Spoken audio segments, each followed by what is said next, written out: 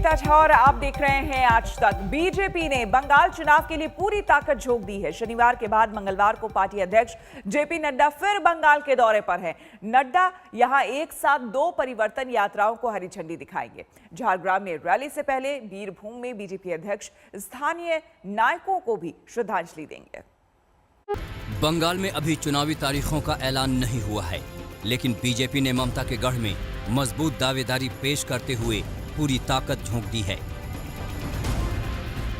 Party परिवर्तन यात्रा के जरिए सूबे की सभी 294 सीटों पर सियासी दस्तक देने के प्लान पर आगे बढ़ रही है। मंगलवार को एक बार फिर बीजेपी के राष्ट्रीय अध्यक्ष जेपी नड्डा बंगाल में होंगे। इस बार उनका फोकस होगा दक्षिण बंगाल पर। बीजेपी अध्यक्ष एक साथ 2 परिवर्तन रैलियों को हरी झंडी दिखाएंगे। बीजेपी अध्यक्ष के कार्यक्रम के मुताबिक वो 12:30 बजे तारापीठ मंदिर जाएंगे। इसके बाद 1 बजे चिल्लार मठ से परिवर्तन यात्रा को हरी झंडी दिखाएंगे। 2 बजे संत बामा खेपा की मूर्ति पर फूल चढ़ाएंगे। 3:30 बजे नड्डा दूसरी परिवर्तन यात्रा को झारग्राम में हरी झंडी दिखाएंगे। नड्डा अंग्रेजों के खिलाफ संथाल विद्रोह के हीरो सिद्धू मुर्मू और कान्हू मुर्मू को भी श्रद्धांजलि देंगे और शाम को झारग्राम में रैली को संबोधित करेंगे। नड्डा उस बीरभूम जिले में जा रहे हैं जहां देश के 51 में से 5 शक्तिपीठ हैं। ये इलाका टीएमसी के अनुव्रत मंडल का गढ़ है, जो बीजेपी का मुकाबला करने का दावा कर रहे हैं। ना खेला शुरू करलाम, फाइनली जीतबो आमरा, देखे नेबेन 100% चैंपियन। सत्तारूढ़ पार्टी टीएमसी को बीजेपी की परिवर्तन यात्राएं रास नहीं आ रही हैं। मुर्शिदाबाद में परिवर्तन यात्रा को रोके जाने पर बीजेपी के कार्यकर्ताओं ने हंगामा किया। बीजेपी अध्यक्ष जेपी नड्डा ने ही 6 फरवरी को नादिया जिले के नवद्वीप से इस परिवर्तन यात्रा को रवाना किया था। आने वाले दिनों में बीजेपी के कई दिग्गज इन परिवर्तन यात्राओं में दिखेंगे, जिनमें राजनाथ सिंह से लेकर योगी आदित्यनाथ और अमित शाह भी शामिल हैं। दिल्ली से पॉली मिसा के साथ मुर्शिदाबाद से जयदीप सरकार, आज तक। बिहार में आखिरकार बीजेपी और जेडीयू में कैबिनेट विस्तार को लेकर चल रही खींचतान खत्म हो गई है। आज दोपहर 12:30 बजे नीतीश सरकार का पहला और बड़ा विस्तार होगा। बीजेपी की तरफ से शाहनवाज भी संभावित मंत्रियों की लिस्ट में है।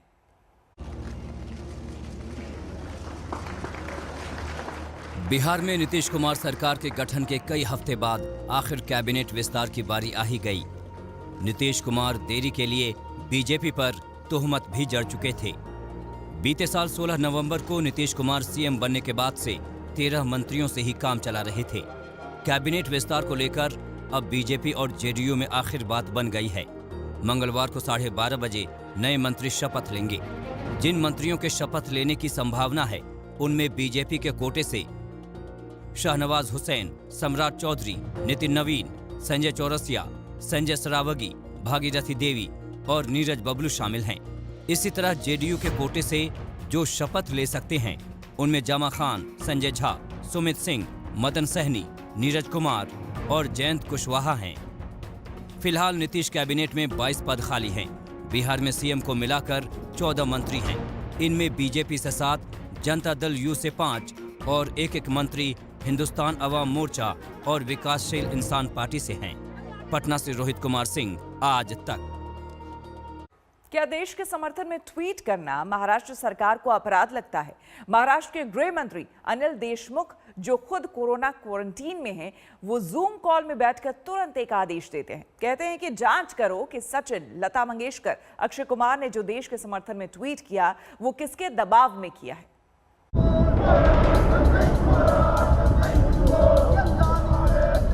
अभी तक तो दुनिया में देश का नाम रोशन करने वाले भारत रत्न सचिन तेंदुलकर का सिर्फ कटआउट हाथ में लेकर अपनी मुट्ठियां तानकर कांग्रेस के कार्यकर्ता विरोध प्रदर्शन करते दिखे थे। अब फिर जिन सचिन तेंदुलकर को कांग्रेस ने इस सरकार रहते नियम बदलवाकर भारत रत्न दिया, उसी पार्टी के कार्यकर्ता जब कालिख की पूरी बोतल उड़ेलकर भी विरोध की राजनीति में सचिन की छवि पर काला रंग नहीं चढ़ा पाए, तो अब सबसे बड़ी खबर यह है कि ग्रेटा थनबर्ग, रिहाना जैसे विदेशियों के भारत के अंदरूनी मामले में दखल देने के खिलाफ देश के साथ एकजुटता दिखाने वाले सचिन तेंदुलकर, लता मंगेशकर, अक्षय कुमार, साइना नेहवाल, कंगना रनौत, विराट कोहली, अजय देवगन, सुनील शेट्टी के सोशल मीडिया पोस्ट की जांच महाराष्ट्र की शिवसेना कांग्रेस एनसीपी की सरकार कराने जा रही है। तो सवाल उठता है कि अगर सचिन तेंदुलकर विदेशी प्रोपेगेंडा के खिलाफ देश के समर्थन में आवाज उठाते हैं और लता मंगेशकर भारतीय होने के गर्व को महसूस कराते हुए देश के मुद्दे देश में हल करने की बात कहकर विदेशी दखलंदाजी पर भारतीयों की एकजुटता को ट्वीट करती है, तो क्या यह अपराध है? इसमें इंटेलिजेंस ब्यूरो से जांच की जरूरत महाराष्ट्र में कांग्रेस को क्यों लगने लगी? इस सवाल को लेकर हम पूरे मामले की शिकायत करने वाले कांग्रेस नेता सचिन सावंत तक पहुंचते हैं। कुछ सेलिब्रिटीज के ट्वीट्स जो आए, तो कोई व्यक्तिगत स्तर पर कोई टिप्पणी देता है, कोई सेलिब्रिटी भी हो, उसको अधिकार है, तो उसमें कोई आपत्ति होने की बात नहीं है। लेकिन अगर उस ट्वीट का टाइमिंग देखे, उसका कंटेंट देखे और उसकी एक पृष्ठभूमि देखे, तो पूरी तरह से ये दिखाई देता है कि कोई स्क्रिप्ट तैयार करके उनको दी है या नहीं। क्योंकि बहुत सारे ट्वीट्स में एक ही शब्द इस्तेमाल किया हुआ दिख रहा है, वो एमिकेबल शब्द है, कॉमन शब्द है। दूसरी ओर उसमें समानता दिखाई तो दे रही है, लेकिन कुछ अहम ट्वीट जो हैं, जैसे अक्षय कुमार जी जो बॉलीवुड के स्टार हैं और साइना नेहवाल जो हमारी आदर्श है, युवाओं के आदर्श है, स्पोर्ट्स स्टार हैं, देश का नाम रोशन किया, उनके ट्वीट में शब्द और शब्द समान है। तो ये क्यों हुआ है? कि क्या इनको कोई स्क्रिप्ट दी गई थी? निश्चित तौर पर इसका जो संदेह है, इसको पुष्टि मिलती है। लता दीदी के ट्वीट की महाराष्ट्र की सरकार जांच करेगी। लता दीदी, सचिन तेंदुलकर, इनका कहना कि भारत अपनी एकता को अखंड रखते हुए सारे विश्व को अपनी एकता का परिचय दे, यह ट्वीट करना क्या अपराध है? सेलिब्रिटी पर दबाव की जांच करनी है या मकसद देश के लिए ट्वीट करने वाले सचिन, लता मंगेशकर, अक्षय कुमार, सुनील शेट्टी, साइना नेहवाल जैसे सितारों पर जांच बैठाकर खुद अपनी सियासत का दबाव बनाना है? भारत रत्नों की जांच की बात करते उनको शर्म नहीं आती। ईमानदारी से कहूं तो जांच की मांग करने वाले और जांच का आदेश देने वालों की दिमागी हालत की जांच होनी चाहिए।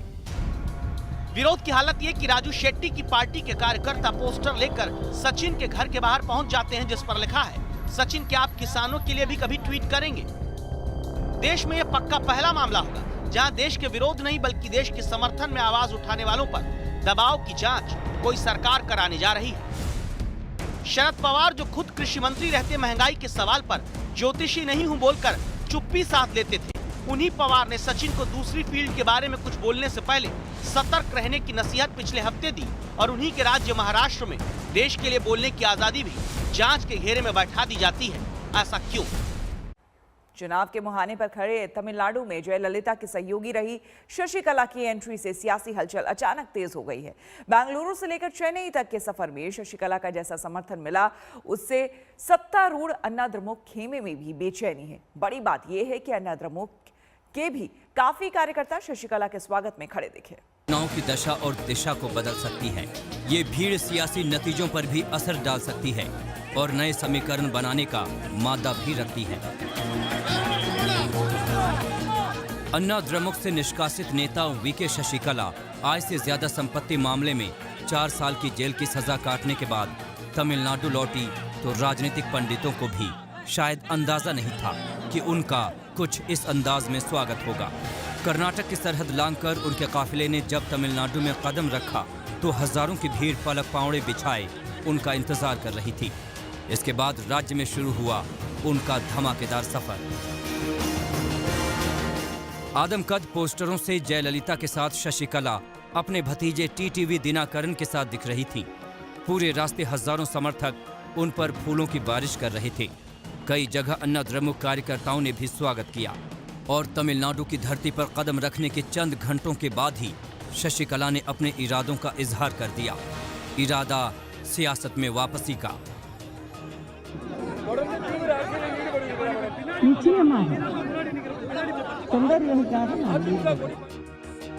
कर्नाटक से चला शशिकला का काफिला कई घंटे का सफर करके आधी रात बाद चेन्नई पहुंचा तो यहां भी शानदार स्वागत हुआ।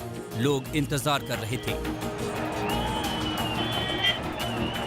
सत्तारूढ़ अन्नाद्रमुक को भी शशिकला के स्वागत में खड़ी ये भीड़ रास नहीं आई। उसने तुरंत शशिकला से कोई नाता नहीं होने का ऐलान कर दिया। We are completely opposing Sasigala, and Tamil Nadu people also opposing, and no party in Tamil Nadu. It's actually totally the Tamil Nadu party also opposing Sasigala.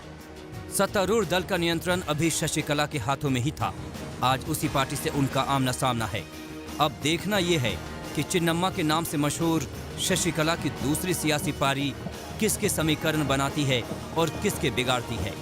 Bengaluru से नोलन पिंटो के साथ चेन्नई से गोपी कृष्णन, आज तक। उत्तराखंड में फ्लैश फ्लड की आपदा के बाद तपोवन पावर प्रोजेक्ट की टनल में फंसे लोगों के रेस्क्यू का काम लगातार चल रहा है।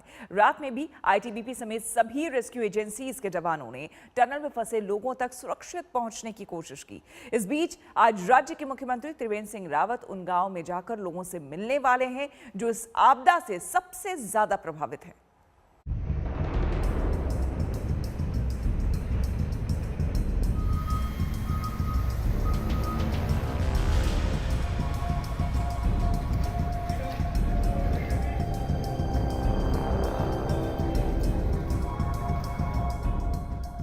उत्तराखंड के चमोली में नंदा देवी ग्लेशियर फटने से आई तबाही से अभी उबरने की जद्दोजहद जारी है।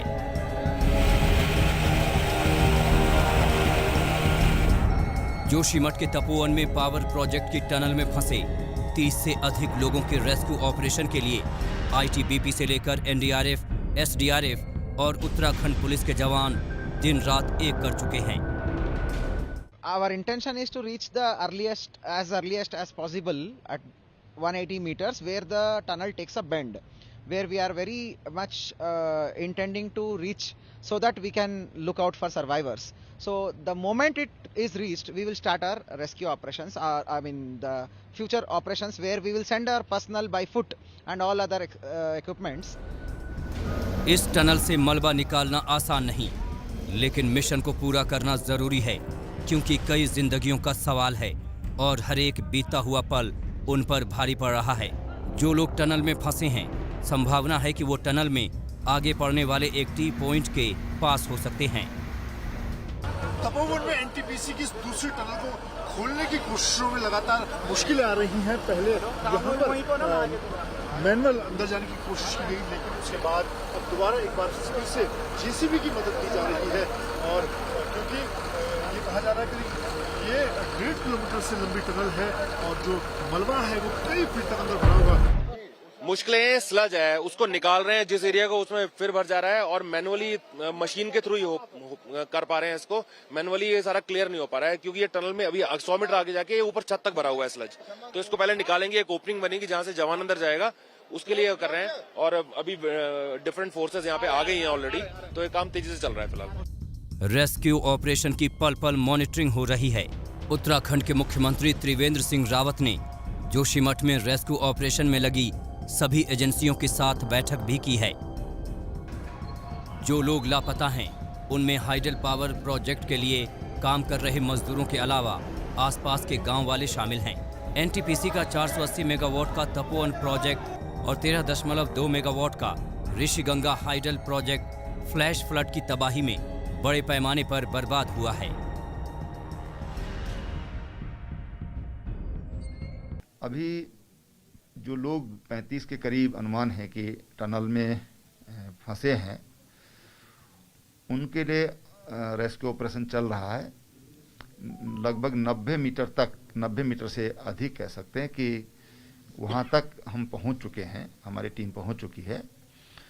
और अभी लगभग 50 मीटर आगे चलकर टी पॉइंट है, तो ये संभावना की जा रही है कि टी पॉइंट से राइट हैंड साइड पर ये श्रमिक वहां पर सुरक्षित हो सकते हैं। मुख्यमंत्री त्रिवेंद्र सिंह रावत आज उन प्रभावित गांवों में भी जाने वाले हैं जहां फ्लैश फ्लड ने सबसे ज्यादा जनजीवन को प्रभावित किया है। 13 गांवों में बड़े पैमाने पर असर पड़ा है, जहां सड़कें और पुल ध्वस्त हुए हैं। जरूरी सामानों को हेलीकॉप्टर से पहुंचाना पड़ रहा है। सरकार का दावा है कि प्रभावित लोगों को मदद पहुंचाने के लिए युद्ध स्तर पर काम चल रहा है। नमस्कार, मैं हूं अंजना ओम कश्यप। हमें उम्मीद है ये वीडियो आपको पसंद आया होगा। लेटेस्ट खबरों के लिए यूं ही देखते रहिए आज तक, और इस वीडियो के पसंद आने पर लाइक, शेयर एंड सब्सक्राइब करना ना भूलें।